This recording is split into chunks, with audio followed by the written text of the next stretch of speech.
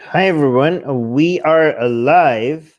Hello. Su- Susie's gonna be a little bit frozen today. Is she just frozen for me, or is it frozen for everybody? Maybe it's my connection.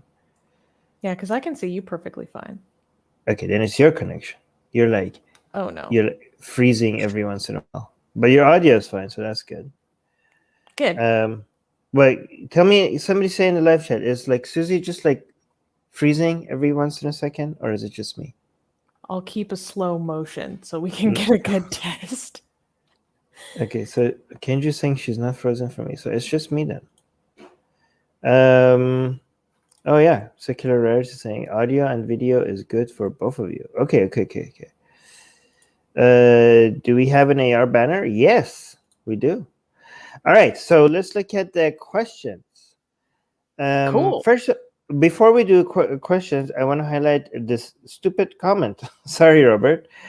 Um, Robert is sorry, Robert. I have to call it that. Saying great news from Afghanistan. Afghan women are taking up arms and winning their equality rights like men had to win them by fighting tyranny. The only true path to equality. First of all, they're not winning; they're losing it. Second of all, this is bad news that women actually have to pick up arms themselves because there's not enough infrastructure. Like this is not a good thing. The fact that people have to actually civilians in Afghanistan now have to pick up arms themselves because there's not enough infrastructure and military and police to defend them. This is horrible. This is not an ideal situation. This is not at all what you want. What are you talking about, Robert? Like, have you lost your mind? The only Anyways, true path to equality. no, yeah, the only true Oh path my to equality. god. The path to equality is to have a functioning military and police to protect you. This is not the path to equality. This is the path to chaos and anarchy. What the hell? God damn it. Okay, so we started with absolute insanity at the beginning. Um, Ghost Bunny is saying, you want to read the question? Yes, Ghost Bunny is saying, question, what does success look like for you? And was there a time when you felt like you succeeded in making a great change either in your personal lives or worldwide? Um, this is a good question. I'm gonna have to think about this. Armin, you go first. Success looks like, to me, looks like not having to wait when you wake up and do the things you want and go to sleep thinking that this was a great day, not thinking like 5 years from now, I'm going to have good days. 10 years from now, I'm going to have good days. Like success is when you're not planning for one day having good days. Success looks like when you get up in the morning excited about the things that you're about to do that day and go to sleep thinking that was a great day today, not tomorrow, right? That's when you know you reach. In my opinion, that's when you know that you have arrived, right? Um, so yeah, and was there a time when you felt like you succeeded in making a great change either in your personal lives or worldwide? Personal, yes. Um, I can't share that, but there were some major changes happened in my personal life that made everything a lot better, so much better. But I can't share that right now. Um, great change in either in your personal lives or worldwide. Worldwide, I don't. I think that I would be so full of myself to think that I have contributed to somehow that have managed to make a major change, great change worldwide. Like, who the hell am I to think that I have that big of an influence, right? Like, obviously not. So those are my answers. What do you think, Sus? I don't know.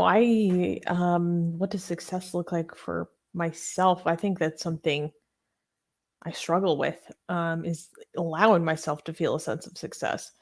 I think success looks like for me, whatever gives me a sense of accomplishment, um, which can be difficult because I push myself to be exceptional. So, were there times you felt like you succeeded in making a great change either in your personal life? I'm going to go with personal life because, like Armin said, it feels like a lot of like arrogance to be like, oh yes, I don't know. Anyways, for my personal life, yeah, I think I over the past 10 years of my life, I have completely transformed how I deal with stress. I'm much more resilient. I'm much more capable of um, caring for my mental health and not letting my mental take over my life. That's probably the most important great change I've made in my personal life is not letting my mental health define me. Yeah.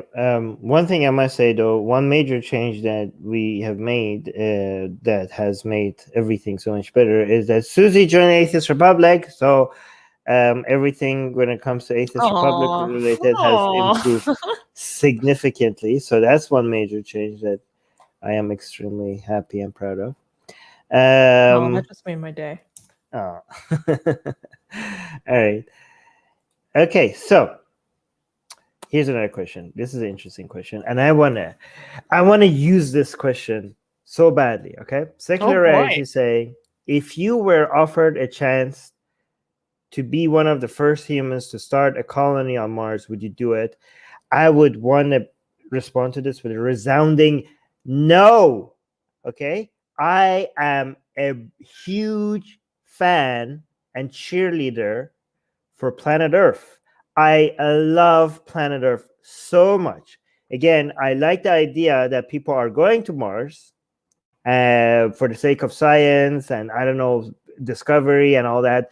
I would be watching it and cheering it right here from Earth.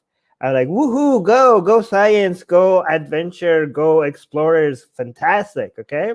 Me, I like blue skies. I like the ocean. I like trees. I like the wind. I like animals. I like a lot of food. I like delivery coming, online shopping. I like many things. I love Earth so much. I'm not giving it up. I'm not going to go anywhere. This is my planet. This is my home, and I'm staying here. What about you, Sus? No, because think about like the pilgrims or like the first colonizers on North America. Like they talk about suffering because they're the first ones to go through all these new conditions that no one else has experienced before. So it's kind of like, first soldier over the hill like gets the bullet. They have to be the ones to be the guinea pigs to go and learn a completely new like how to survive in a completely new terrestrial environment. Like, oh my goodness, I'm willing to be the first soldier over the hill and other things, but not this. Yeah, and just to be clear, I'm not against the people who want to do it. I want them, I would be here and like clapping my hands for them. But It's just us down like, there. Oh, thank like, you. yay, go to Mars. Great job. And yeah. All right. Blank name. Blank name is asking how do you know who is a fraud? Like when Eric Weinstein first came into prominence, I thought he is smart, but now he is a dangerous. I don't think I Hey, can say that. don't say that. Yeah, don't say that. Okay. I Go. came to the conclusion that some people are just better critical thinkers than others. I admit I am not that bright, but I want to do better. Aw. Well, honestly, blank name, like the fact that you have this drive and this willingness to improve, I think is very rare quality. And it's a quality that I love because it shows that you're willing to change your mind. And that's something we need more of on this planet. But to get back to your original question, is Eric Weinstein on board this boat as well? I thought it was just. I don't think he's anti that. I don't think he is. I think he has some bad conclusions. Like Right. he has come up with some recently maybe wacky conclusions. Maybe I don't. But he's not as far as anti V. And also, it's possible for somebody to be intelligent and not a fraud and still come up with wrong conclusions. Like, just because somebody has some ideas or conclusions that are wrong, that doesn't mean that they're a fraud. For them to be a fraud, they have to not believe what they're saying, which I don't think that's true about Eric Wasson. And for them not to be intelligent, I mean, if the conditions for not being intelligent means that they have to be right about everything, then, I mean, nobody's intelligent. I mean, to be fair, though, if somebody is anti that thing that you're saying, it's very hard for that person to be considered intelligent. But I don't think Eric Weinstein has gone that far.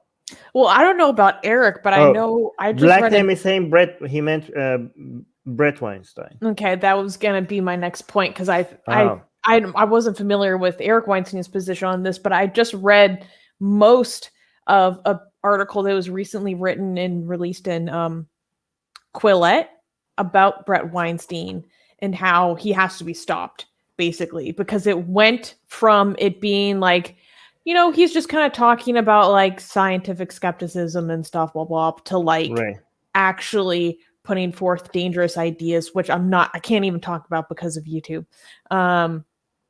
Those specifically. So I would look up, if you guys want more information, like Brett Weinstein needs to be stopped on Quillette, something like that. Because I was actually shocked because I haven't been following him that closely recently at what they listed exactly what he's been promoting. And then he has videos removed on YouTube because of it, and then was basically like crying victim. I think he is dangerous, or what he's doing right now is dangerous. Again, like Armin said, fraud implies a level of malicious intent.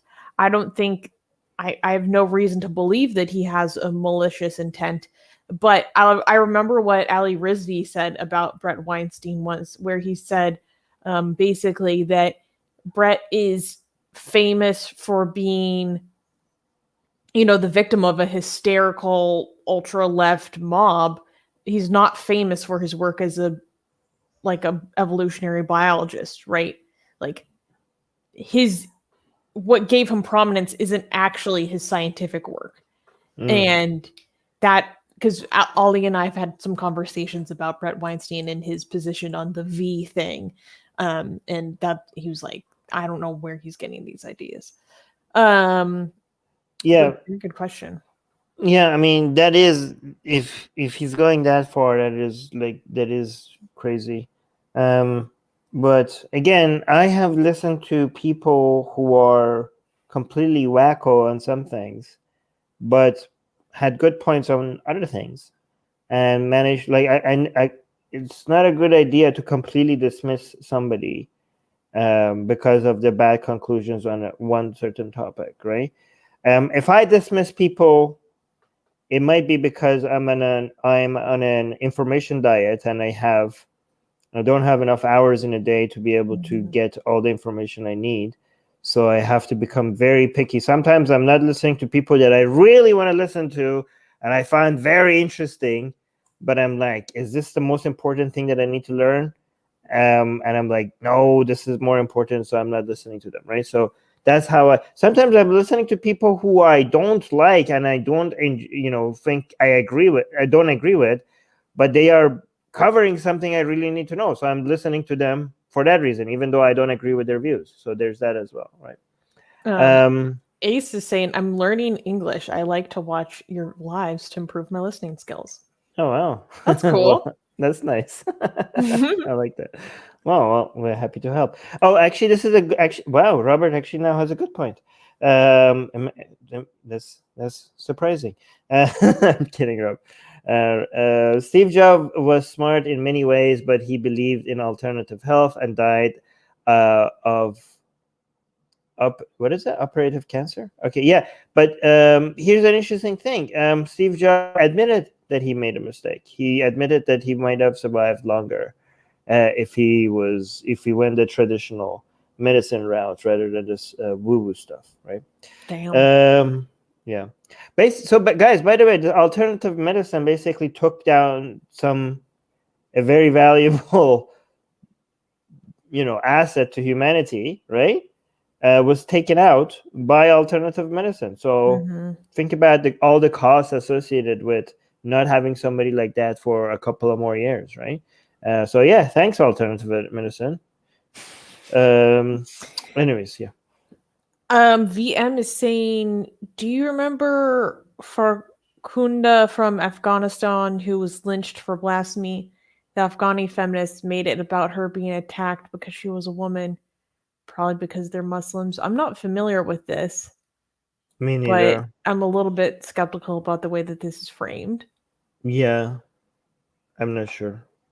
Yeah, I can't. I mean, in comment. Afghanistan, I wouldn't find it surprising for you to be directly targeted for not just for being blasphemous, but also because for being a woman that dared speaking, that would put a target on your back. Like, we're talking Afghanistan, so getting targeted for being a woman would not be something that is unexpected, right? So I don't know, but I don't know the specifics, so I'm not gonna comment on it. Yeah, there we go. Here. I was smiling while you were reading that because Ritsuko says Armin looks really cool today, like a gym instructor. Okay. Are you gonna start fitness classes? And then you can help get the atheist community buff. Well, a lot of people who ask me for advice have not started the very basics to start worrying about the the specifics, right? They're like, how many exercises do I need to do?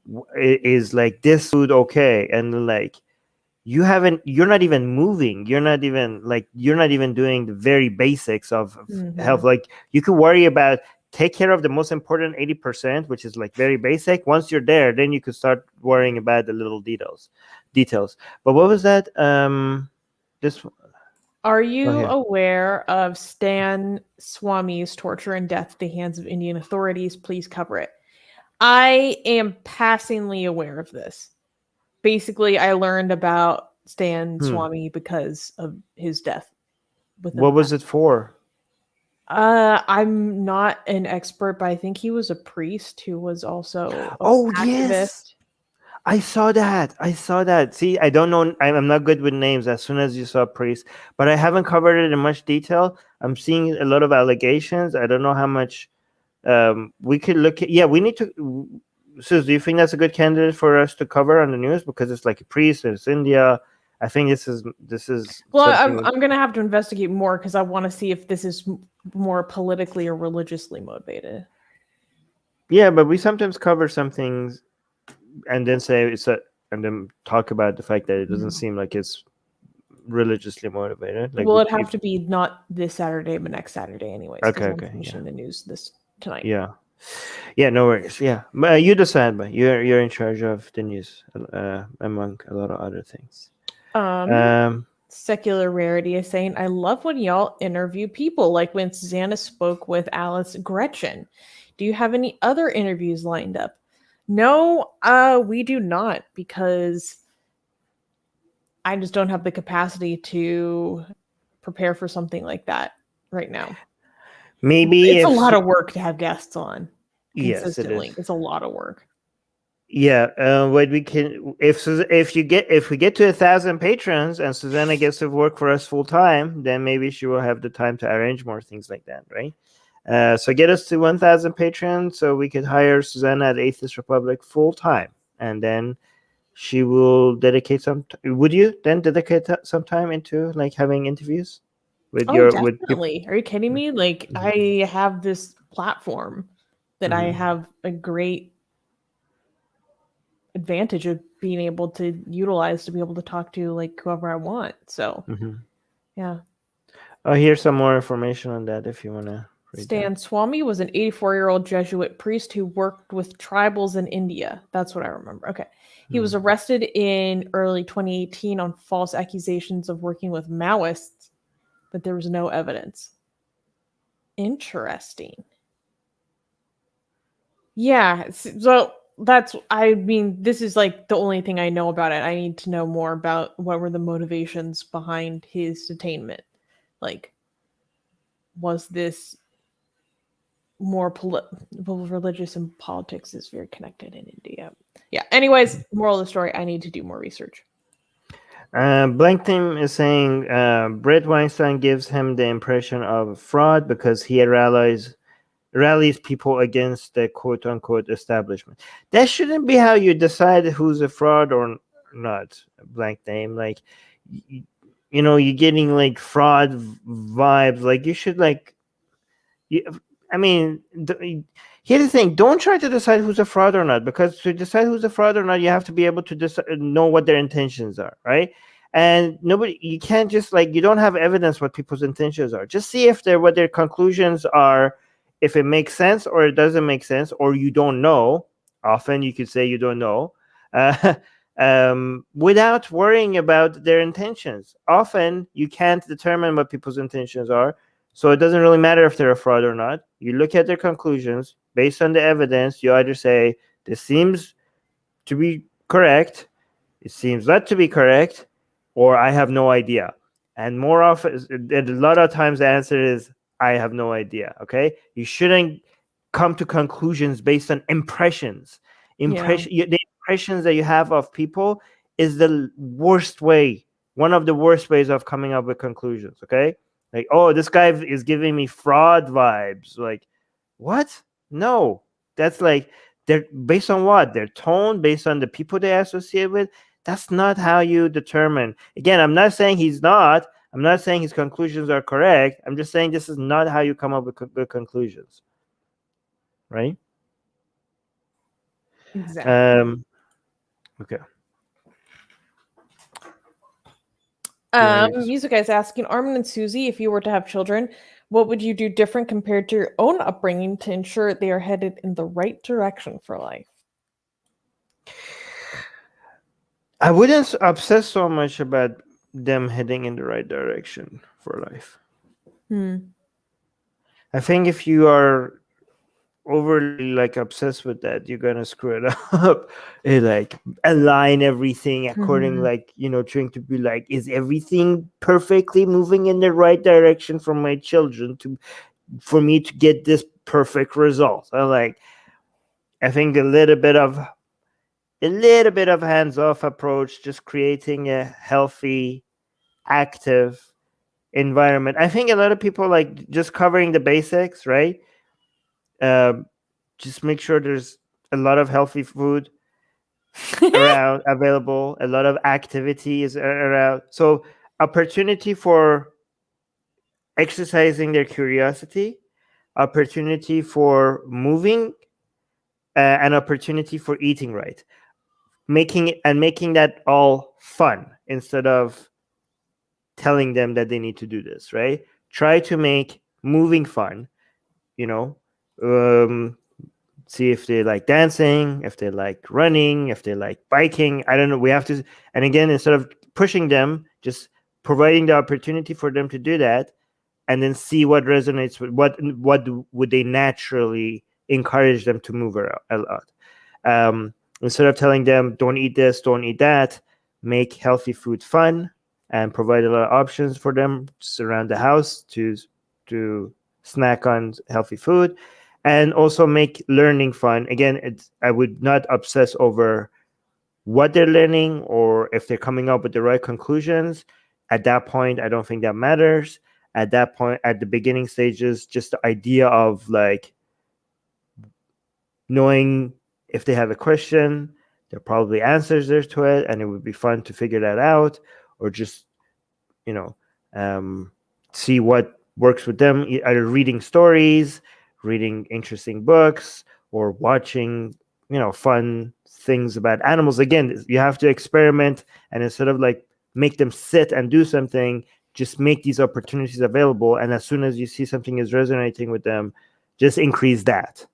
But where that lands, it needs to, I think, in my opinion, needs to end up being a little bit more organic than parents that just would like do this, so that eventually that's going to lead to potential rebellion and the opposite of everything you intended. Right? So those are my views. But I could be completely wrong. But without being a parent, I could guarantee you that I'm already a better parent than most parents out there, right? I don't have children, and already know that I'm a better parent than most people that have kids. Didn't Um, hmm. didn't you say that you think that children should be able to sue their parents if their parents allowed them to be obese in their childhood? Or was it criminal charges? No, no, not criminal charges. uh, no, no, I was saying like maybe kids should be able to sue their parents if they poison them with like garbage food all their childhood, right? But it's very interesting because so many parents got angry, and Yeah, they they were like, really Armin, did. they're like, you don't have a kid, you have no idea what it is like to be a parent, and you shouldn't. People without kids shouldn't tell parents what to do, and like, you know how hard it is to make your kid eat broccoli and stuff like that. And I was like, actually, it seems like you don't know what it is like to be a parent. Like, I don't have kids, and I know what it takes to be a good parent, and you have kids, and you're telling me that it's hard to give kids broccoli. So yeah, you with kids don't know how to be a parent, because maybe your problem is that you're trying to force them to eat broccoli. Like, obviously that's not, me without kids knows that that's not the way to make your kids eat healthy. Like, oh yeah, here, eat this healthy thing that you don't like, that doesn't taste good. Like, that's how you're introducing your kids to eating healthy. They're gonna hate eating healthy, right?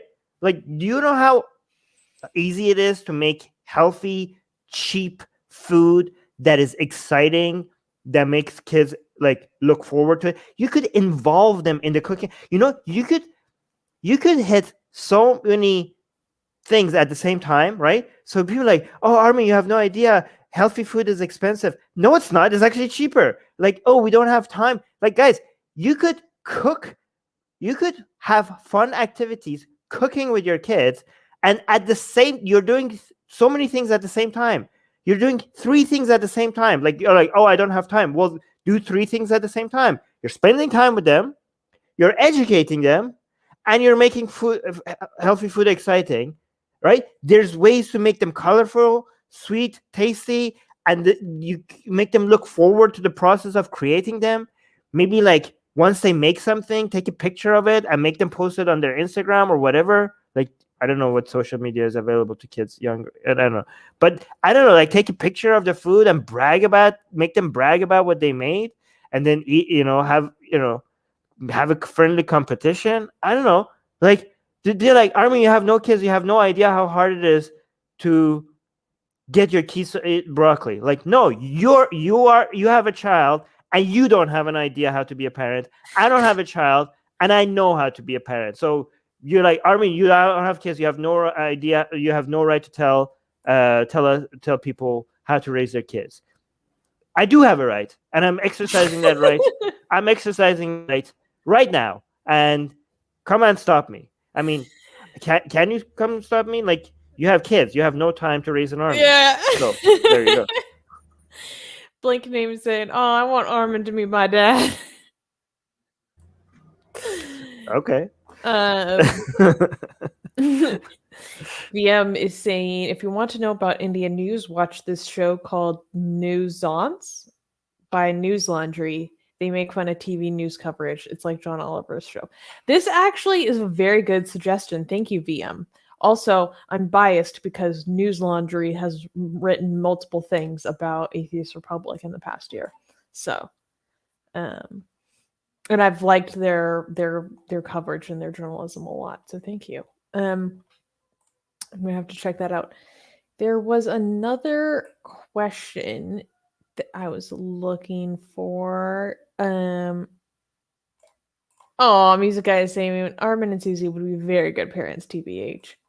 I don't know. Probably it's because I have mental illness, but I'm like, feel like I'm just guaranteed to give my kid mental illness.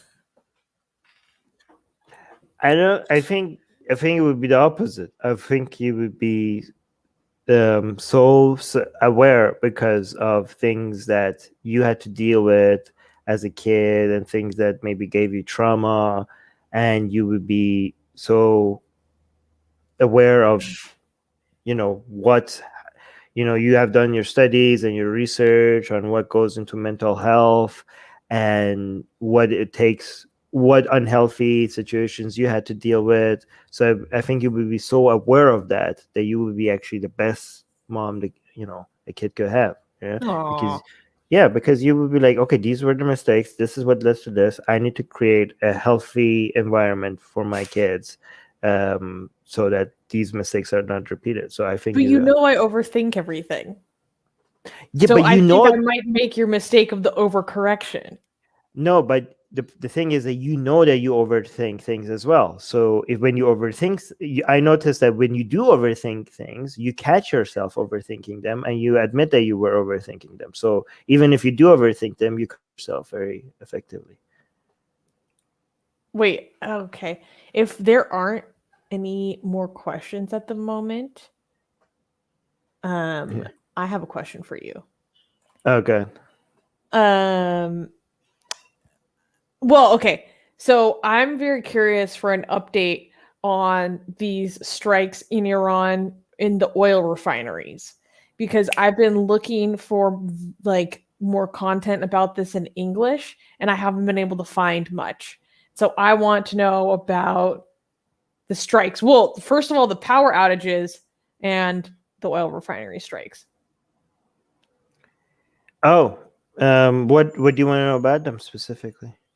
Is there any new major updates, or how is these Right. Well, let's do strikes first. How are the strikes over time? Like, is there progress? Are they affecting the change that they want? They're spreading very fast. So Mhm. for people who don't know, there are currently strikes happening, especially in the oil industry and some other industries in Iran, because things are getting really intense, right? People are very unhappy. People are not being paid. People are being overworked. The working environment conditions are really horrible. And people in general are getting so frustrated. There's water shortages in Iran, and that's getting worse and worse. Electric power outages are increasing, and it's getting really hot, and people don't have power in the heat, and if people are dying in the hospitals, in ICU because of power outages, which I didn't know could happen because I thought like they all have backup generators and stuff like that. But people are dying in hospitals because of power outages. People's foods and stores are going all bad because of the power outages. It's just getting so insane. Like when I was in Iran, like this things are going backwards in Iran so fast because this amount of power outages back when I was in Iran, like around 2 decades ago, this would not be this is not this was unacceptable living conditions. And we're talking power outages not just in rural areas. We're talking about the heart of Tehran, the most even in the best places of Tehran, right? And without any even without any notice in the middle of the heat. And people, the level of frustration, I don't know how much worse it could get. Because and some people, again, I don't know how much true this is. Some people are thinking that because of the whole pandemic situation, the protests stopped in Iran, and now once we come out the other end, it's going to keep picking back up. I don't know how accurate this analysis is, because what people were saying is that people are getting more and more frustrated in Iran.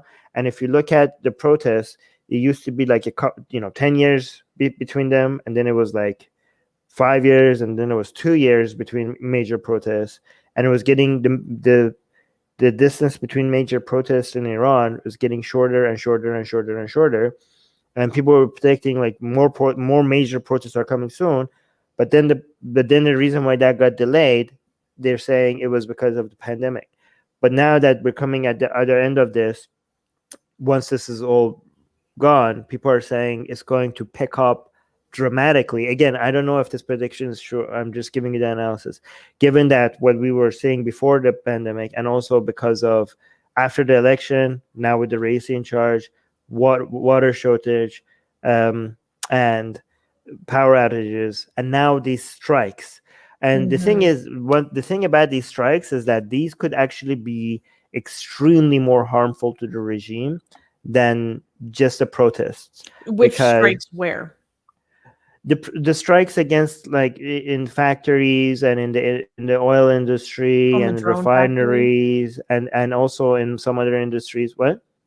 Were you talking about that drone factory that was attacked? No. Strikes as in, like, no, I'm talking about. Oh.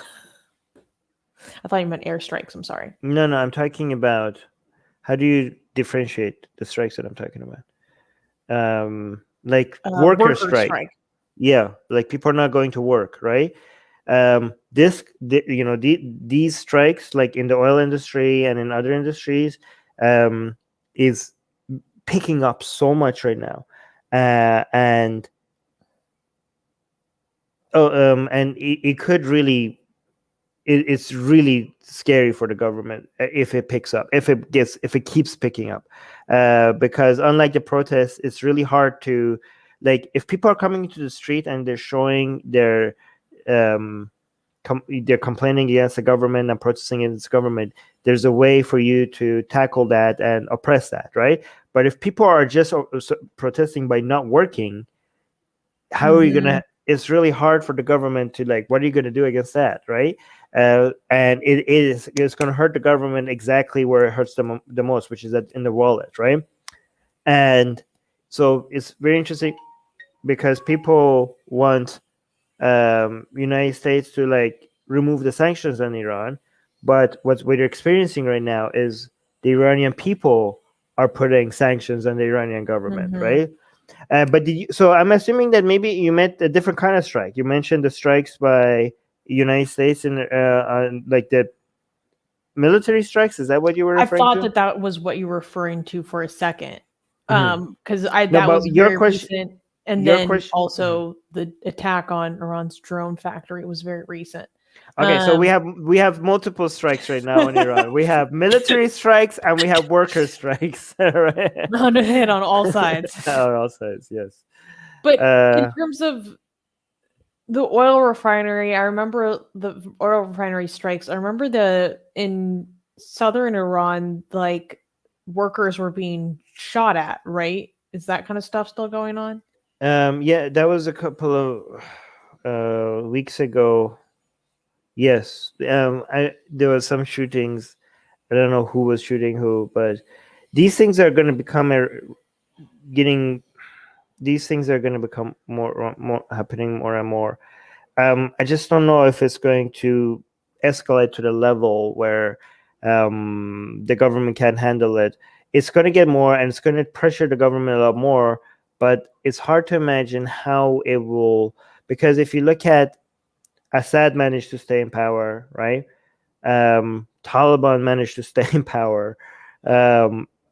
So it's just hard to imagine how this regime will fall. Like, I could see it becoming very damaging to them, but I don't know if it's going to go as far as completely toppling it, right? Crazy things happen sometimes. I'm not saying it's impossible, but it's just hard to imagine how. Anyways, that was good. I think we spent enough time on it. Jamie is asking. Thank you for that thorough answer, by the way. Oh, thank you. Jamie is asking, do you think that being a complete 100% atheist, by this I'm assuming you mean agnostic atheist, is slightly akin to deism, only in that it purports certainty? Isn't the only real irreasonable answer, I am not sure, agnostic? Okay, oh my God, there's so much. There's so many assumptions being made in this question that I don't even know where to start. Okay, so first of all, agnostic atheist is not the only 100% atheist. Agnostic atheists are also 100% atheists, okay? Agnostic atheists are not less atheist, okay? So first of all, I think Jamie doesn't understand that agnosticism and atheism are not mutually exclusive. A person could be an agnostic atheist. And if somebody is an agnostic atheist, it doesn't mean they are a less atheist. Being an atheist is a binary thing, okay? If you lack a belief in God, you are an atheist. Gnostic atheists are not more atheist than agnostic atheists, because agnostic atheists lack a belief in God. If you lack a belief in God, you are an atheist, okay? So, and also, what is it slightly akin to deism? No, it's not slightly akin to. What has that got to do with deism? Okay. In fact, the deistic God is why some of us are agnostic atheists toward certain gods. Okay. Because deists have come up with a useless, pathetic, good for nothing, indistinguishable from a non-existing God definition of God that is specifically designed to make it impossible to disprove. So for the sake of the deistic God, we're like, okay, fine, deist, we're agnostic atheists towards your God, okay? But that doesn't mean much. Like, people think like we're taking deistic God too seriously if we're agnostic atheists toward that God. No, we're agnostic.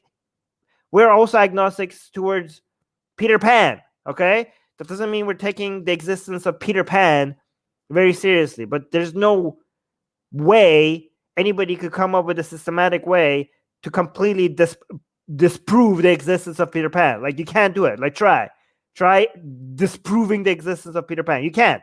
So just being agnostic towards something, that doesn't mean like we're giving it any legitimacy, okay? Just designed in a way that you can't disprove it. However, as agnostic atheists towards deistic gods, I still am a Gnostic atheist towards certain gods, because the God of the Bible and the God of the Quran, I would go and make the positive claim. I would not, when it comes to deistic God, I'm saying I lack belief in that God, but I would not make a positive claim towards the non-existence of that God, because they defined it in a way that you can't do that, right? But when it comes to the biblical God or the Quranic God, I will go forward and make a positive claim that God does not exist. These are gods that are defined in self-contradictory terms. So I'm comfortable with being a Gnostic atheist towards the biblical and the Islamic God, right? So, yeah, and there are certain things that you could be certain about, right? Like, am I certain that 2 + 2 is 4? Yeah. So if you define your God in a way that is self-contradictory, you could be go ahead and be certain about the lack of existence of that God, right? So there you go. Anyways, Blank Name has a good question. How do you get rid of impression bias? If that's not possible, what to do? So with impression bias, for those who aren't aware, this is a form of bias. I mean, it's very famous, like first impressions matter, right? And this holds true because we are cognitively biased to put more value into information we gathered on our first exposure to something, our first impression. Then we're going to put more cachet into that as opposed to subsequent information that comes into our environment that we should then evaluate.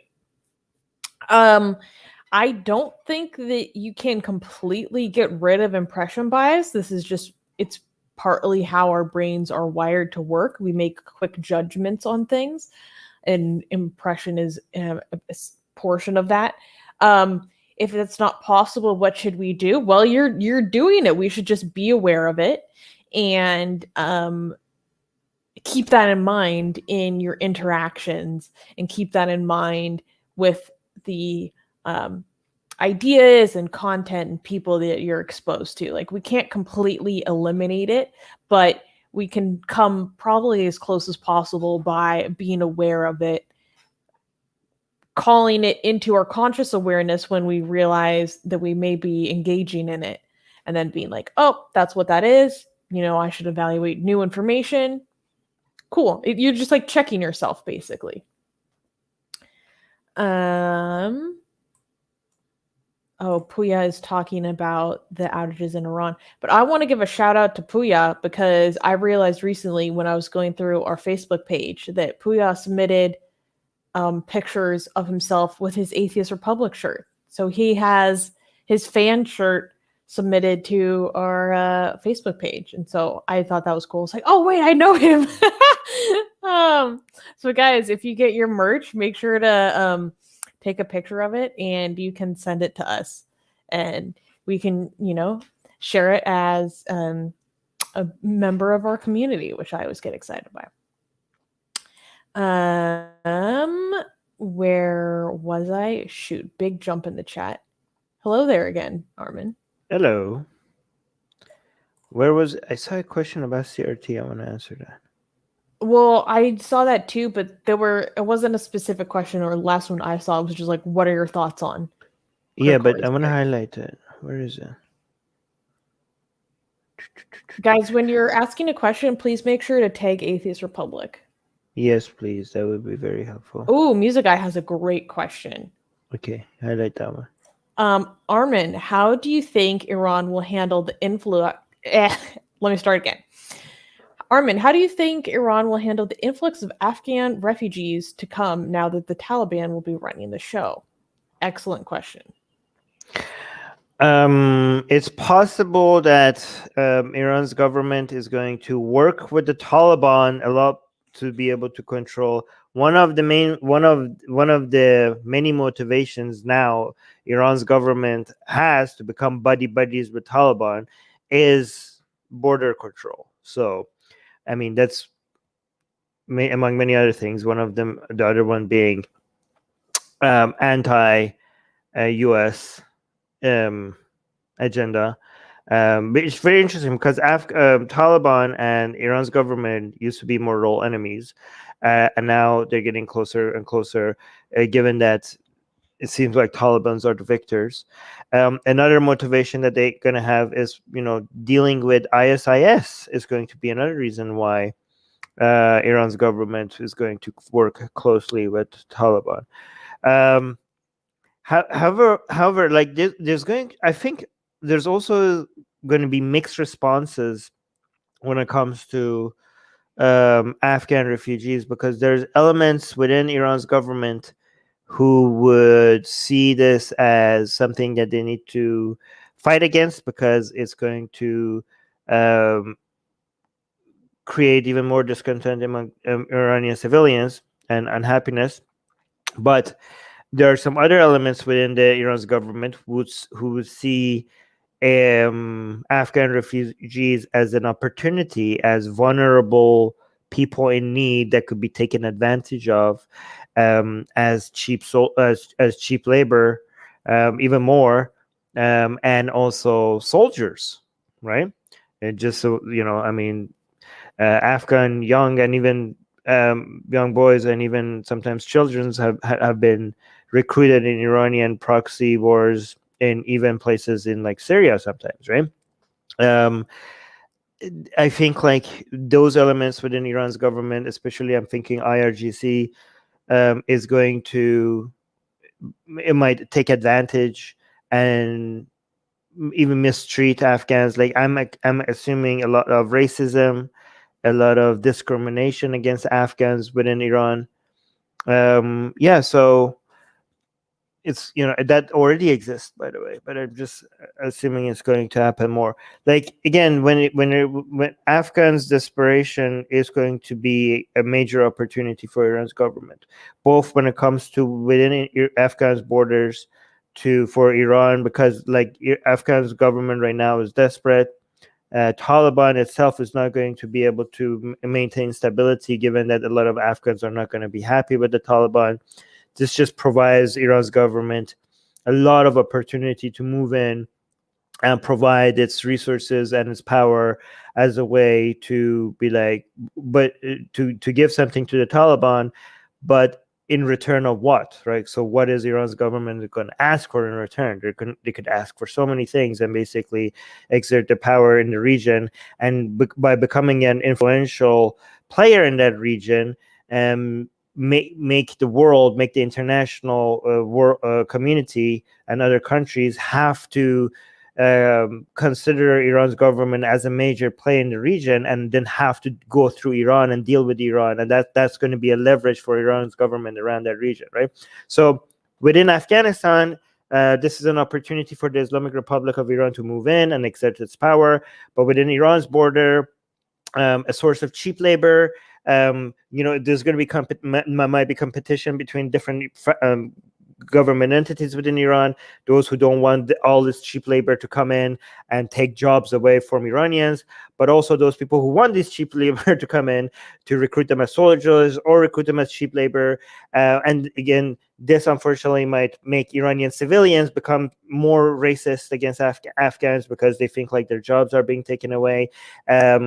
But for the government, like right now, we were talking about the strikes in Iran when it comes to people not showing up to their job, worker strikes in Iran.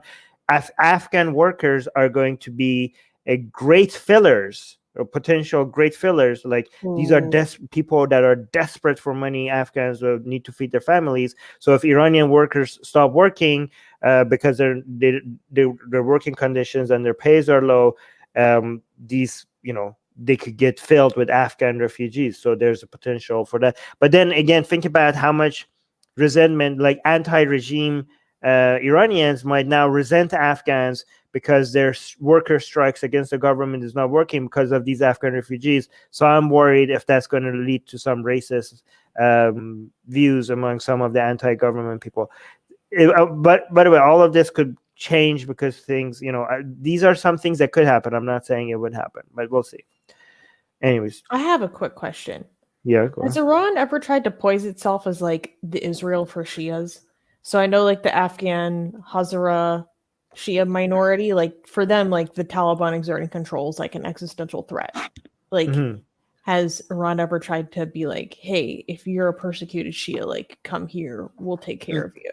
It's more, maybe a little bit, but I think it's more like we're gonna come. No, don't come here. We're gonna come there and liberate you. Like, I mean, they do that to the scholars, right? Like they bring in Shia scholars from Indonesia, from Malaysia, from Afghanistan. They come and spend a lot of money to train them in Qom and then send them back to spread the Shia ideology across the planet. They spend so much money on that. Oh god, it's so insane. But no, it's more like, oh, this area is Shia and they're being oppressed. No, don't come to Iran. We want you to stay there because you being there is like, in fact, we want more people from Iran to move over there to make it even more Shia because we want to do demographic. We want to exert control in that region. Yes, yeah, just stay there. We'll just make it so that we could come there to liberate you. That's such a lost opportunity. It'd be cool if Iran was like the Israel for Shias. Things would be very different. I mean, I don't know. Iranian people would hate hearing what they would be like. Oh yeah, Susie, that would be Arabizing Iran even more. I mean, that's what they would think. But again, that's not what I'm saying. That's what some Iranians would say. Yeah, I understand the problems with that. No, don't acknowledge their racism. But no, I mean, that is increasing. No, acknowledge. Sorry, I mean, don't confirm. Yeah, go on. That's not what I meant. But now that I think about it more, there wouldn't be a lot of popular support for that. Theoretically, what? Right. What's your view of the future of religions in general? Irrelevancy. Oh, man, great answer, Susie. Summarized it. They become less and less relevant. They will stick around with us for many, many years, and they're not going to go extinct. But they're going to, even among religious people, they're going to be. So here's the thing: given the birth rates, it's possible that even though atheists as a whole are going to grow and grow, and even though deconversions to atheism is going to be more than conversions to religion, the total percentage of atheists and non-religious people is probably going to decrease as a whole because of birth rates among religious people. That's the current outcome. That could change, though. However, among religious people, the relevancy of religion in their personal lives is going to decrease. That's our prediction. But Susanna gave a much shorter and to the point answer. We have a Oh, possible wow. prophet here. Hey, Apostle Prophet. I don't even know if we can ask his question on YouTube. But let me see. I'm morally wrong to eat. Yeah, no, I don't think we could ask this one. Nope, we can't ask. God damn it, Apostle Prophet. I don't think it would be wrong. I'm waiting. One day Apostle Prophet is going to ask a serious question of us. One day. One day I want him to ask a question that he genuinely wants like a thought out answer to. He's like, I actually want to know what the answer to this is. Please, I really want your take on this. I need your analysis. Yes. That would be the day. But today is not that day. Today is not that day. But thank you, Apostle Prophet. Okay. Ghost Bunny is like, ew, that's gross. I did find, and my chat jumped, so I lost it again. Oh wait, no, here we go. Oh, and you found it exactly what I was looking for. What do you think about critical race theory, Armin, from a name that I cannot pronounce? Yeah, I'm okay. All right, so critical race theory is a perspective, a tool, okay, to look at society through a lens and analyze it with that perspective. Okay, so it's not okay. So it could be very limited, and it could also, if you take it as if you accept its conclusions, like revelations, like it could be very damaging, right? But it also could be helpful at the same time, right? So what is critical race theory? Critical race theory, I mean, just critical theory as a whole, is looking at society and the effects that it has on people through the lens of what every segment, every demographic power and control they have over society. So, for example, like let's, instead of critical race theory, let's consider critical theory. And Susanna, you know more about this, so let me know if this is a good description of it, right? So, there are many different theories out there where they analyze society and the way things happen and why they happen and what effect they have on each other.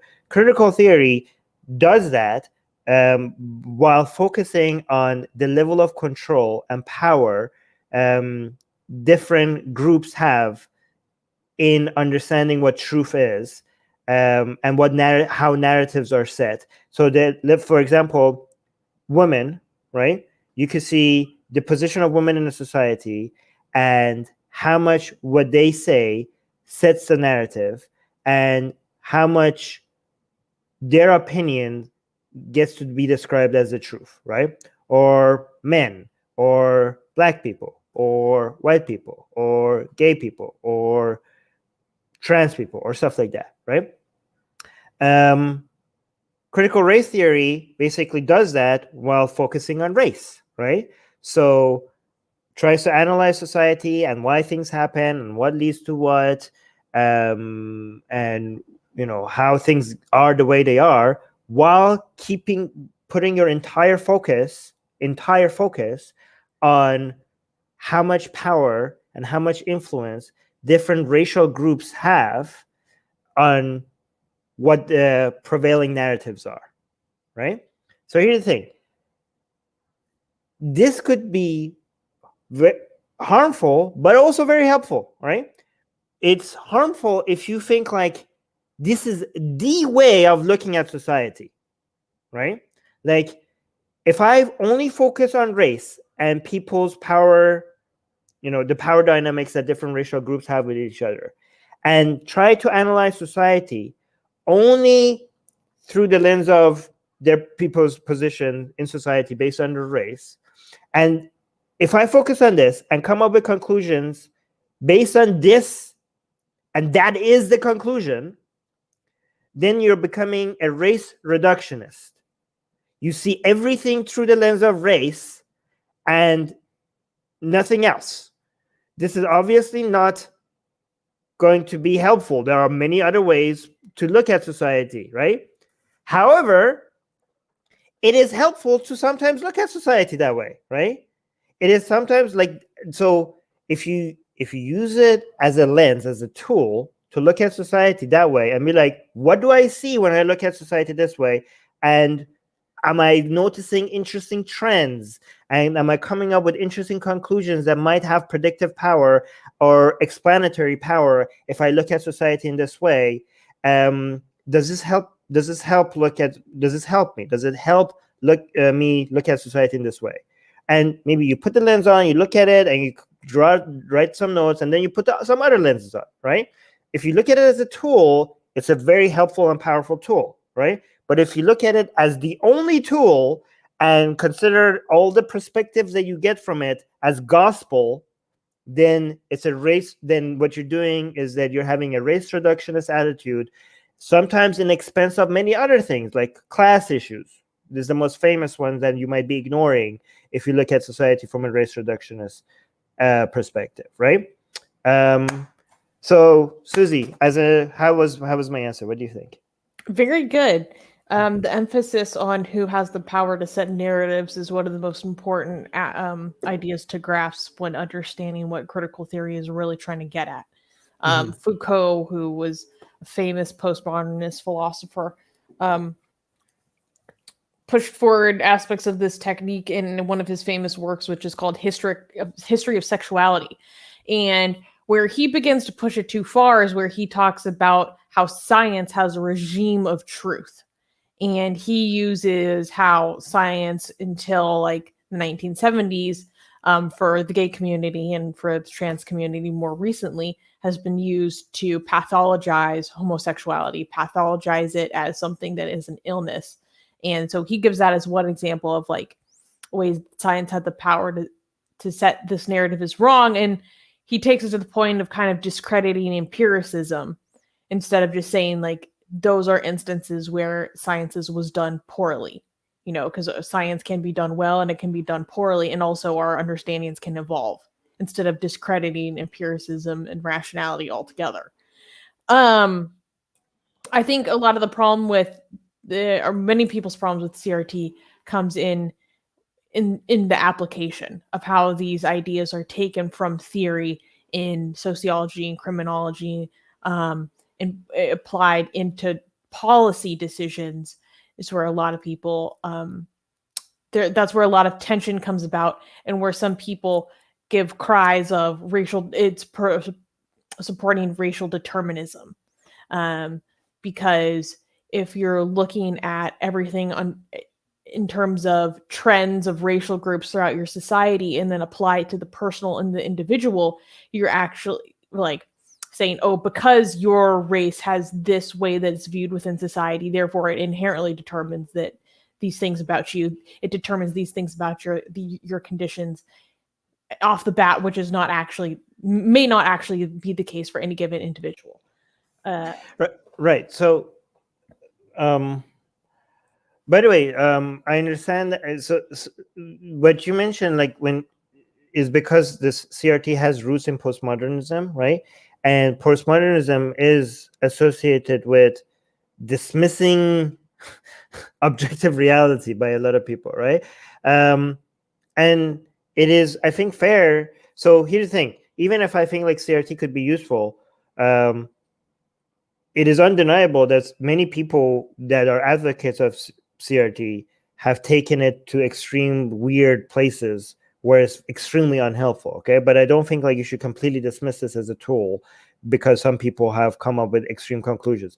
And also the postmodernist roots of all of this. Again, postmodernism, it's very harmful when people think there is no such thing as objective reality, okay? And nobody, like, the idea of coming up with what truth is dismissing that in favor of only exerting power through setting the narrative, regardless of that narrative being the truth or not, right? Like, they make it seem like whatever the objective reality doesn't matter. What only matters is who has the power to set the narrative, and the association of this narrative with the truth is irrelevant and doesn't even matter. Okay, so this is where postmodernism or CRT conclusions from it could be like, holy crap, we're just like completely dismissing the scientific process if we do this, right? However, another way to look at it, which could be more helpful, instead of like, hey, let's forget objective reality, could be like, no, we're not saying, another way to look at, more sane people within this line of thinking. We're like, okay, no, we're not dismissing objective reality. We're just looking at the same reality through different perspectives, right? Like, you could look at it through different lenses and see different things, even though the underlying objective reality is different. Maybe consider the fact that you growing up in a certain culture, right, has made you look at that objective reality so much with a certain lens that this other lens of looking at it has never even crossed your mind, right? Maybe the way that you grow and the culture that you grew up with is blinding you from some other perspective that you could look at. Not that the objective reality is not there, but have you considered looking at the same thing from a different angle? Because it looks very much different if you look at this from a different angle. So it's not having multiple realities for different groups of people. It's it could be having different perspectives from the same objective reality, and different perspectives could give us a lot more insight. That way of promoting these, I don't know, postmodernists or whatever ideas, I think it's toning down the extreme versions of like denying reality. What do you think, Sus? That is definitely a more steelman position. Yeah, I'm trying to steelman. Yeah, but there's a big emphasis where people start to get freaked out with critical theory broadly, not just critical race theory. It will postmodernism as well, is that there is an emphasis on deconstructing, disrupting discursive hegemony. So what does that mean? We have to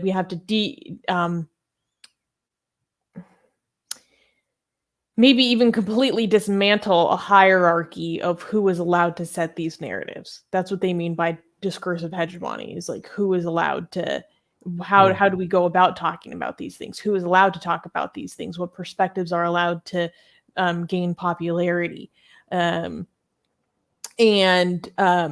Some of that can be very positive and some of that can be taken too far. And I understand why people can find it very threatening when there's all this talk of like, we need to completely dismantle like how we know what, how we go about even establishing what we know about everything, right? It can feel very, what's the word? Destabilizing. But this person followed that up by saying, I don't see any helpful aspects of critical race theory because it's a way of seeing things that is so limited and ignores so much other things that are very important that I don't think it's a tool, TBH. Well, here's the deal. Like, helpful aspects, this really should be an academic and sociological tool. Like I was saying previously, a lot of the problems that people have with it is when there are aspects of this theory or maybe techniques and other ideas that were informed in part by this theory that are being applied in real life with policies in real life. And that's where a lot of alarm bells are going off. As an academic tool, I think there are useful aspects to it. Not everyone who engages in looking at work of this type is that limited. That's the thing. A lot of people are very limited in the way that they look at these things, but not necessarily. Right. Yeah. So there are people within this line of thinking that you could highlight that have come up with such extreme conclusions that you could make you want to completely dismiss this lens. So here's what this person was saying. Sorry that we can't pronounce your name. So we keep saying this person. So look, you're saying the reason why you don't find it helpful is because it's such a limit, is very limited, and it ignores so much other things, right? But that might be why it's helpful, right? So if you use CRT and then don't use other tools, then you're missing out on the perspective from other tools, right? So if you are like a CRT advocate that thinks that the CRT way of looking at the world is the way of looking at the world, because CRT is ignoring so many other things, because it's very limited, then you are missing out and you're going to come up with some extremely weird conclusions, right? So that would be because the CRT is limited and ignores many things, it shouldn't be the thing that you rely on always, right? But if it's one of the lenses that, if it's not the only lens that you use, it could be one of the lenses that you have in your toolkit just to see what things look like when you look at society through that lens, right? And the power of it is that it's limited and ignores other things, right? Like, for example, if you look at it in science, sometimes when you are looking at the model, you on purpose reduce it to a very simplistic hypothetical situation that that you're ignoring other things, but you are ignoring it because you're trying to create a model and just see if you reduce all the other things and remove all the noise and only look at things through this perspective, what conclusions you get. So that's why CRT could be used as a way, because on purpose ignoring so many things and looking at everything through a limited lens, see by reducing it to only race, what trends do you see? Okay. In that sense, it could be powerful as long as you know that this is a limited perspective and this should not be a tool, the only tool that you're using. Okay. So, by the way, it's very interesting that live chat, a lot of live chat are telling us that we don't understand critical race theory. Sure. You guys, a lot of people just don't like something. A lot of people don't like something, and then if somebody has a perspective that they don't like, they're like, "Oh, you guys just don't understand it." Oh, so by the way, it's very interesting because I used to think like there's nothing redeeming about critical race theory, and what made me actually understand that there are some helpful perspectives within critical race theory is through studying it, but through the people who were advocating against it, right? And they were analyzing it and advocating against it, and I was like reading those, and I'm like, wait, this is actually not that unhelpful. Like, yeah, I mean, the conclusions are very black and white, but it's an interesting, like, this is an interesting perspective. Oh, this is an interesting perspective. Oh, I didn't think about things this way before. Like, it opens, even if you don't like the conclusions, it opens your minds to certain factors that are influencing society. Go on, Susanna. You want to say something? I think what a lot of people don't like about it is when someone, let's say, starts thinking this way and reaches a conclusion that, like you said, may be very black and white, instead of leaving that at a societal structural level, they will sometimes take those conclusions and hold them against people individually in their personal lives, saying, because you're part of X, Y, and Z group that I reached these conclusions about through race theory about relative dominance or hegemony within a society. Now I'm going to let that inform my interactions with you as a person, when really a lot of these things are not supposed to be taken down to the level of an individual. I just thought this was funny. Wait, shoot, where did it go? Secular Rarity was saying, oh yeah, damn, Susanna's on fire tonight. And AP goes, soon she will be in fire because she rejects the truth. That's funny. That's really good.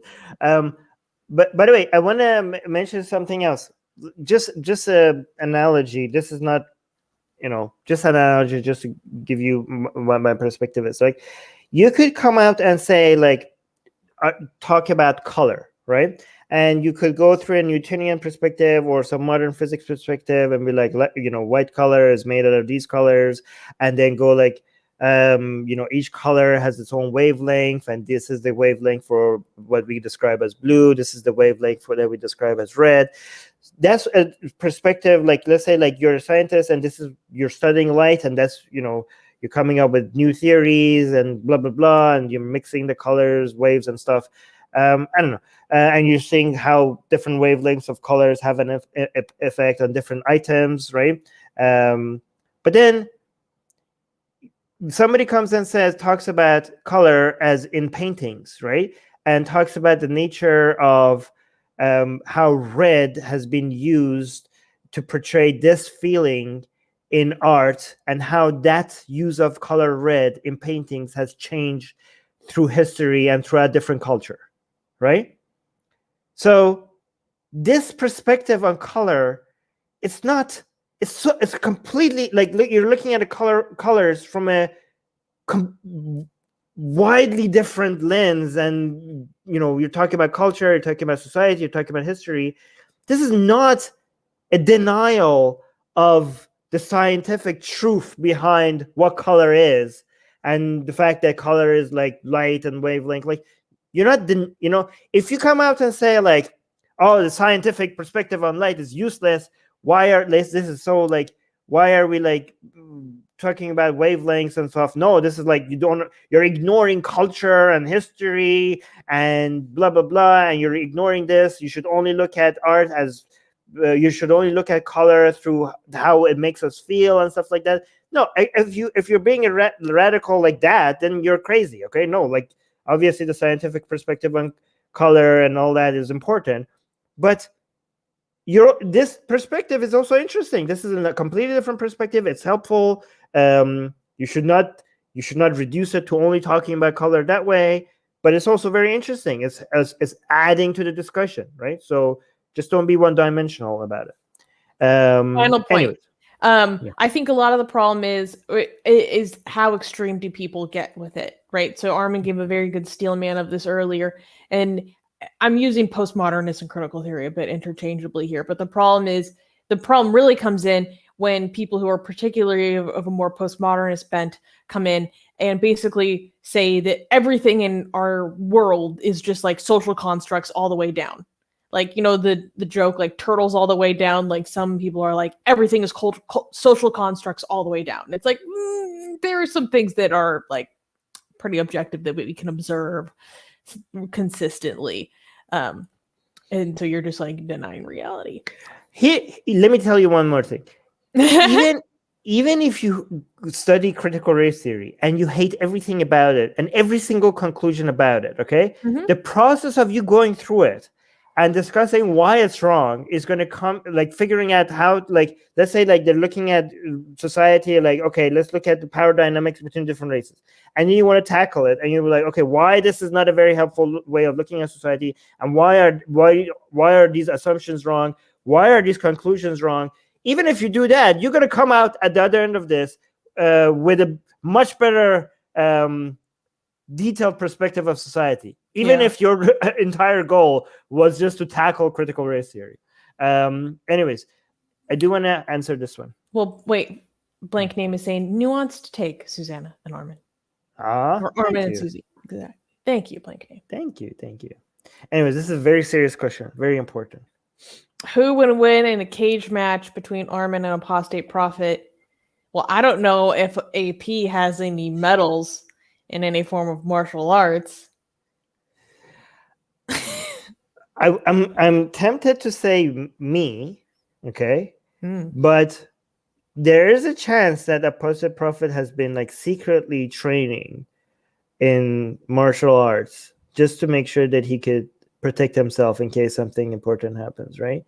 Like he could be like secretly been spending all his free time mastering the arts of many different types of, I don't know, martial art tactics. I don't know. It's possible. It's possible. So I don't know. I would, There's only one way to find out. There's only Armin, the tank Navabi would win for sure. No, guys, there's only one way to find out. I officially challenge Apostate Prophet here today. Actually, once it's safe, once the whole, once we can travel and the pandemic is over, guys, you heard it here. Okay, we're gonna a duel. We will raise money for a charity, any charity of Apostate Prophet's choice. Okay, we will raise money. We will pay per view. Okay, we'll see. Apostate Prophet, I'm challenging you here. Like, are you a coward? Are you going to respond to this? The money goes to charity. Do you hate charity? Do you hate charity, Apostate Prophet? Respond to this and show everybody that you're not a coward. And we're going to have a cage match, and we're going to raise money, and we're going to give it to a charity of your choosing, Apostate Prophet. You have 48 hours to respond. All right, we'll see. Oh my goodness. Is he here? And what's so funny is, remember when you did that stream about, you were joking and you titled it like Ex-Muslim Civil War or something, and then a lot of people in our community got really triggered because they thought that there was a huge fissure in the ex-Muslim community, and it was like an extended bit you were doing about ex-Sunni versus ex-Shia ex-Muslims and who was the best ex-Muslim, and everyone got confused and upset at you. And you're like, guys, this was a bit. Like, I want to address this because Megahead Atheist is saying CRT is not for children. Critical race theory is not for children. Well, good news, Megahead Atheist. It's not being taught to children, okay? A lot of people just assume everything that people taught, like, right now, a lot of conservatives in the United States just call every mention of a race and racism and the history of slavery in the United States, it's the mere mention of it in the education system is now being labeled as critical race theory, right? So, but I do have to say that it is very well documented in schools across the country that there are trainings or educational modules whose conclusions are informed by critical race theory that are being taught to children. So, like, that's usually what people are getting at when they see but they take those examples, right? And now there's an overreaction by conservatives to it, right? Yeah. They're like, oh, one example here, two examples over there. Like, okay, this is not a good conclusion you're taking to kids. But now they're like, oh yeah, don't teach people about slavery. Like, well, it's more than two conclusions. I mean, examples. Some people, I know. Okay, but the overreaction is going out of hand as well. Like, just teaching about problematic history. I mean, okay, so some people are saying, like, no, Armin, nobody's telling kids not to teach them about slavery. There are people who want to there is an actual effort. If you actually go look at the efforts out there by conservatives, they are whitewashing slavery, the history of slavery. Like, they think, like, teaching accurate history. Like, go look at the way that they're trying to change children's school books. Textbooks. They're like, they're now using critical race theory as a way to label so many things that has nothing to do with critical race theory, just teaching about slavery or race or racism. They're just labeling it as, oh, you're teaching kids critical race theory. So that exists. What Susanna mentioned does exist, but the overreaction by a whole bunch of conservatives also exists as well. And most people who are in this hysteria can't talk about it with any semblance of accuracy.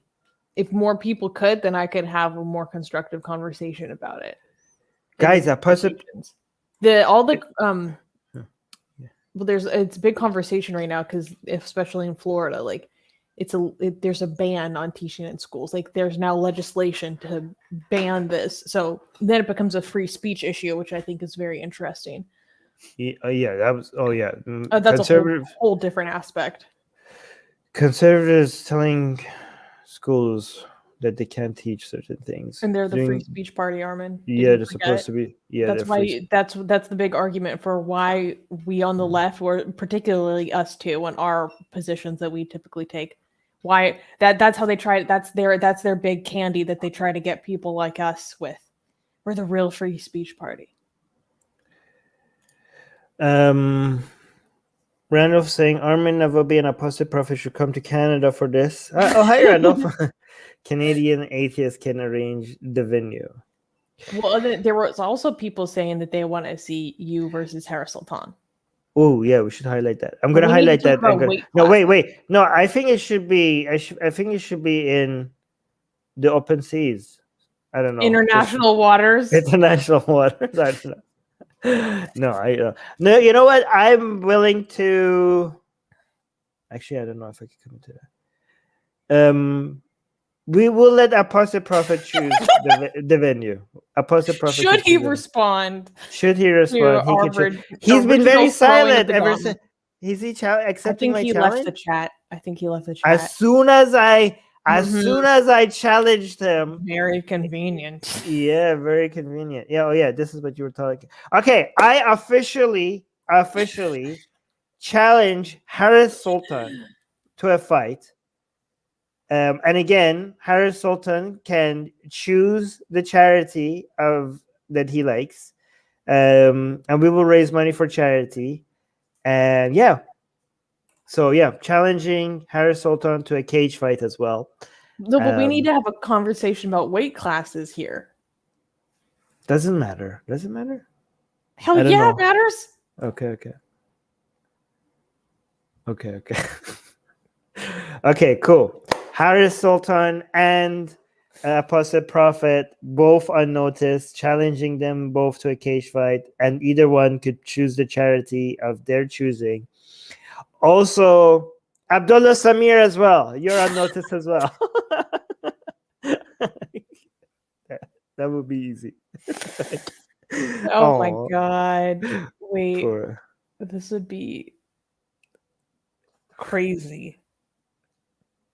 Yeah, I'm just in my head, I'm imagining a whole bracket of ex-Muslim activists, like a fight card. Cool. Yeah. Well, we went long today. Yeah. Wait. But then he always makes me laugh. The atheist fitness. That's good. This is good. All right. Yeah, we went long today, so that was good. Just challenge all the ex-Muslim community. Who do you? Okay, so I think among all of them, Harris Sultan would be the most difficult to beat, right? So let's create a ranking. Okay, so we have Harris Sultan, Muhammad Sayed, Abdullah Samir, Apostle Prophet. Okay. Who else do we have? Abdullah Gondal. So let's see. Samir, Ali Rizvi. Who would be the hardest to beat? So there's tons of ex-Muslims. Like no, just going over the main ones. Male ones. Okay, so we could have a fight between the female ones as well. We could have Sarah Haider, Zara Kay, Yasmin Muhammad. We could decide who's going to win that fight. I think Yasmin Muhammad will win that fight. But among the men, I think I will beat them all for sure. But after me is Harris Sultan would be number 2. After Harris Sultan, I think Muhammad Sayed would be number 3. I can't tell between Apostle Prophet and Ali Rizvi who's going to be next. I think it's going to be Apostle Prophet because Ali Rizvi smokes. And the last one would be Abdullah. Last one would be Abdullah Samir. Everybody could beat Abdullah Samir. So he's going to be the last one. Don't do this to Abdullah. It's okay. He's just not built that way. It's fine. But among the women, ex-Muslims, the one that will beat everybody probably in a fight would be Yasmin Muhammad would be number 1.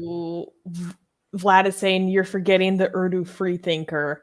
Have you seen the Urdu freethinker? He is built. I think he might actually be a bodybuilder. Like, really? Yes, like stacked. I was like, Okay, whoa. let's not promote this guy. Let's not introduce. Let's not highlight this person. Okay, so Urdu free thinker will be at the top. But okay, among the women though, okay, ex-Muslim woman, Yasmin Muhammad would be number one. I think number two in a fight would be Zara K, just because she knows no chill, right? She's scrappy. Yeah, no chill. Sarah, yeah. Sarah Haider would be the last one. Sarah Haider would be the last one. She's not violent in any way. She is. I think she's not All going the to be. like women. I don't know. She's very strategic so though. nice. She might come up with a plan to. What was it? Who else I was mentioning? Zara K. I mentioned someone else. Zara.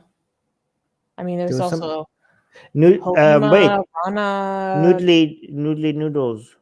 What's her name? Infidel Noodle. Infidel Noodles. Noodly Noodles. Oh my god. Infidel Noodle. I don't know. I don't know what she could do. She does look like a ninja because of her mask. So I don't know. No, Mariam Namazi. Mariam Namazi, her age, like we're talking, she won't be able to win a fight against all these younger ex-Muslims. So I think she should just sit this one out.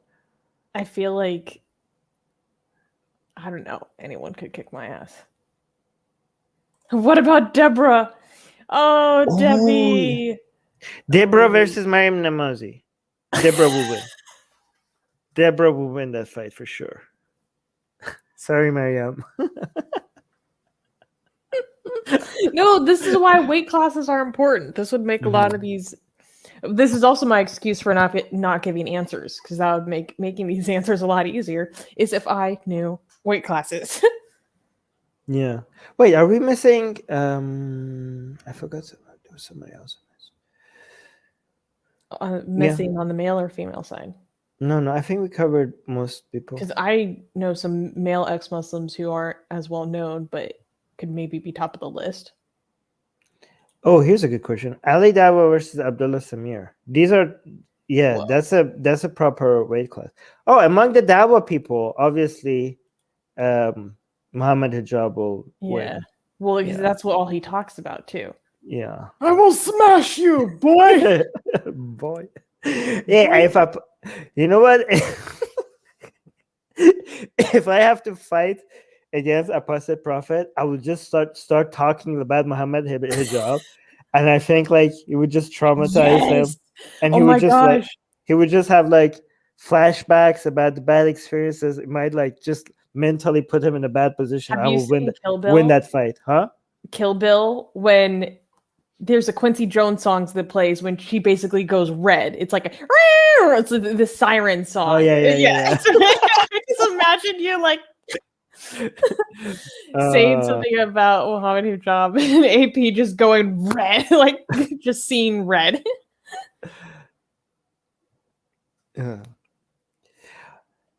So Avi's saying Armin will get knocked out in one punch of Muhammad Hijab or I think he means Sham Sharma. I have been punched in the face many times. I have gold medals in Taekwondo. I don't know if you know that. So none of the punches that I ever received in the face managed to take me out. So, and I have fought and won against people much bigger than me. So don't dismiss me that easily. Yeah. I mean, guys, it was one thing to be built. It's another thing to actually know how to fight. Like, you know, you could, if you're a bodybuilder, if you go to the gym and just lift weight, you might look like you could fight, but then you might not be able to fight, right? It does take a lot of strategy and stuff like that. That's why I'm saying like maybe we shouldn't dismiss Sarah Haider. Maybe she's taking also. Well, that's also why I wanted to take Brazilian Jiu-Jitsu for a long time. Yeah, I don't know, guys. But by the way, if you think about self-defense, knowing martial arts might actually work against your favor, because a lot of times when people actually know martial arts, they end up getting involved in things that they shouldn't get involved in. Like let me just tell you, like when it comes to daily life, the best self-defense is running away, right? That is like, and sometimes people knowing some level of martial arts makes them stand their ground and do things, think like, oh, I could take care of this, and then they find out that, Instead oh my of god, I evading. got stabbed. Like, yeah, instead of like actually doing the reasonable thing, which is running away from conflict, right? So knowing martial arts could actually be dangerous if you lack common sense and try to get involved in things that you shouldn't get involved in. Okay, this guy is just asking because really wants me to answer this. Radical atheist saying, will you prefer secularism or state atheism? I'm just going to answer secularism all the way. Obviously, state Not atheism. even Government should not be meddling in people's ideologies and stuff like that. So secularism all the way. Well, and also state atheism has in many cases greatly harmed the secular movement. Here's, guys, if somebody is coming for your wallet, let me give you, in my opinion, which is not professional, speak to experts on all the disclaimers in the world. My opinion is the best.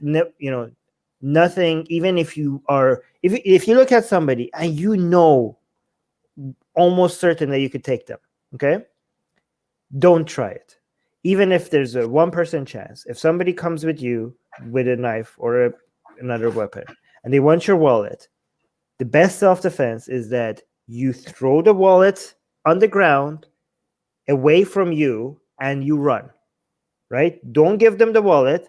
Throw the wallet at a place where they have to actually go for it, and then you run in the other direction. Even if you are a big guy that knows how to fight, and that is a small, tiny little, like you look at it like, I could just this is nothing. Don't try it. It's not worth it. Forget your wallet. Move in the other direction. That's the best self-defense. That's the best. Don't let your ego and your arrogance cost you your life. Okay. Anyways.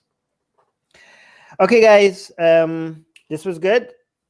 Susie, do you have any things that you want to add? Yes, we need to end because I'm going to go work on the news for tonight, which means that I'm going to plug that you guys tune into our news show, which happens on the same time, 2 days from now, which is Saturday for me here in North America. And that's going to be a lot of fun. So tune in for the news. Make sure to subscribe, like this video. And if you are, maybe have a lot of questions about God, you should sign up for our newsletter because you will get a free PDF of Armin's book, bestseller on Amazon, Why There Is No God. But if that's not a good enough reason for you to subscribe to our newsletter, it is the fact that we freely distribute every week the sexiest blasphemy available on the internet, period. And so link in the description below to sign up for our newsletter, which is the only way that you can be sure to always be in contact with us, our activities, and where you can find us. So. Okay, Ritsuko, you're being ungrateful. We did answer one of your questions. I don't know. I think we answered it. Anyways, sorry if we missed some of them. We'll try it better next time. But that was amazing, Susie. You do.